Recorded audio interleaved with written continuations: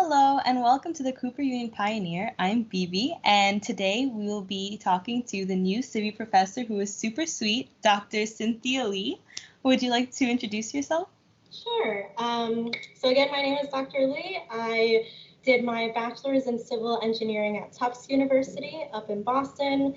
Then I went out to Stanford for my master's degree, also in civil engineering. And then I came back to the East Coast where I did my PhD at Georgia Tech, also in civil engineering. And so my PhD thesis was focused on methods that we can use to improve critical infrastructure resilience. And so that's a huge overarching topic, but the main two aspects that I focused on were how we can improve monitoring these systems with different types of data, including social media data, which is pretty cool. And then the second aspect was how we can improve modeling these systems. And so I looked at different ways we can look at how system components are connected to each other, and looked at how interdependencies across systems, so between, say, a power system and a water system, impact the overall resilience of those systems working together. You also did your PhD research on the infrastructure resilience. On Cooper's website, it said I'm going to quote this, you did your research on probabilistic methods of improving critical infrastructure resilience. Does that mean you can kind of predict what's going to happen in the infrastructure and then you can stop it? Yeah, so what I mean by that is how can we look at how system components are connected based on their probabilities of failure. So for instance, if I have a pump station in a water system that has some probability of failure, or even a pipe in a water network with some probability of failure, if that pipe fails, how is that going to impact other system components further down the line? Got it. So do you actually like probability? I do, yeah. Do you? I do. Why? I think it's really interesting because it's a way that we as humans try and understand and quantify risk. And I think in general, we as humans are not great at trying to understand probabilities and trying to measure risks around us. Right. And so I think it's a really, really interesting field. I know that it's very math heavy and confusing, and sometimes that aspect has been difficult for me as well. And I know lots of other people are like, oh, what is probability? I'm one of those people. And you're actually doing your EID class on infrastructure. Is that, yeah. You want to explain the class or what it's going to be about? Sure, yeah. So the topic that I'm thinking overall is critical infrastructure resilience in New York City. And again, that's a huge, broad topic. But what I'm hoping is that we, the freshmen, and us together, we all start to think about what solutions can we propose to improve critical infrastructure resilience, specifically in New York City, and what topics, I guess, what we have to think about in order to do that. And what I'm hoping that we dig into is the history of how infrastructures have come to be in New York City. So when they were designed, society might have looked quite different because these systems are built to last for a very long time. And so how has the communities that these systems serve changed, and how are these systems, or how are they no longer serving the communities? So why did you choose to work at the Cooper Union?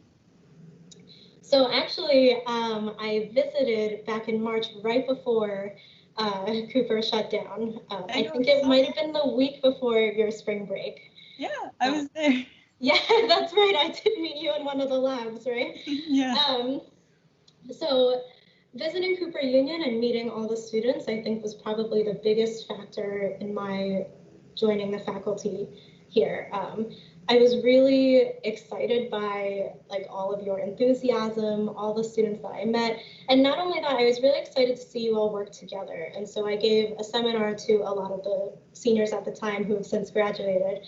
But I was really excited to see how the senior class worked well together, how they were excited and engaged in what I was presenting, even though it was a little bit outside of the box for civil engineering. And everyone just seemed really welcoming and supportive. And that, I think, was the biggest thing that made me choose Cooper. Cooper is a very tight-knit community, and that's why I love it too. I think even just starting so far, that has really been reinforced. Like meeting the professors, the other professors that are teaching EID 101 and getting to know more students like yourself. I think I've really seen that everyone, seems to know each other and everyone seems to be pretty invested in making sure that everyone else succeeds around them, which is cool.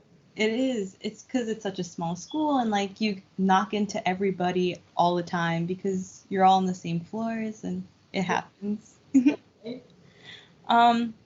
So you seem to love the community and wanting to build more community resilience infrastructure. What does community mean to you? Is there like a reason that you advocate so much for it and push for it? That's such an interesting question. I think for me, and this is like a personality thing, I'm a pretty extroverted person and I'm a really relational person. I like working with other people.